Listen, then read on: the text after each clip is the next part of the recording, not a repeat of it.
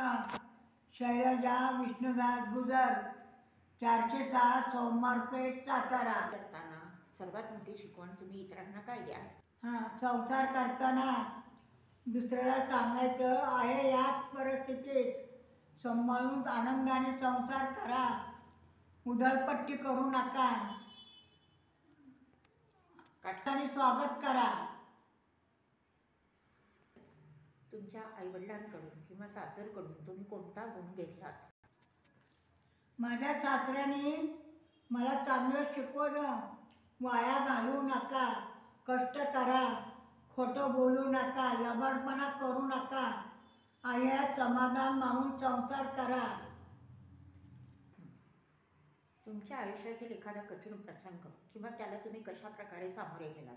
माझे मालक गेले, मुली मोठ्या झाल्या, मला मोठा प्रसंग पडला की आता माझ्या मुलींना कोण करणार, पण परमेश्वर कृपेने आणि सासू सासऱ्याच्या पुण्याईने माझे जावई पुण्याचे प्रशांत शाह हे स्वतःहून मागणी घालायला आले आणि त्यांनी दोन्ही मुली काही खर्च न घेता स्वतःच्या खर्चाने दोन्ही मुली करून घेतल्या। हा सगळ्यात मोठा आनंद। अत्यंत वाईट वाटलं, पण तिने मला सांगितलं होतं, माँ आज ना उद्या मी जाणारच आहे, तू रडू नकोस, आनंद मान, मला सुखसुखी जाऊ दे। आणि तिच्या शब्दाला मान देऊन मी माझं दुःख गप्प बसले। सखी मंचचा हा मोठीची सावली हा उपक्रम तुम्हाला आवडला आहे का, किंवा त्यात विशेष तुम्हाला काय बदल करावासा वाटतो किंवा काय तुम्हाला अपेक्षित आहे? हा कार्यक्रम अतिशय चांगला आहे, मनापासून आवडला, माझं मन मोकळं झालं। असं सगळ्यांना दुःख बाजूला करा आणि आनंद द्या। धन्यवाद। अजून तुम्हाला काही जीवनामध्ये काही अपेक्षित किंवा काही इच्छा किंवा काही आकांक्षा आहेत का?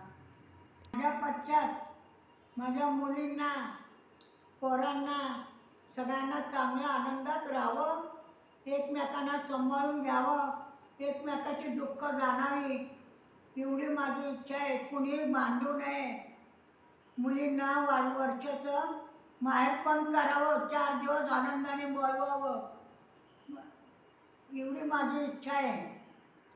महिलांच्या प्रगतीबद्दल जे आता सध्या कार्यरत आहे त्याबद्दल तुमचे काय विचार आहेत?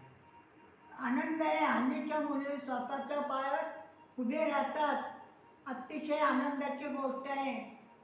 पूर्वीच्या लोकांचे विचार वेगळे होते, हल्ली मुलींचे विचार वेगळे असतात, त्यांच्याप्रमाणे त्यांना वागावं लागतं, त्यात काही अवघड नाही, आनंदच आहे।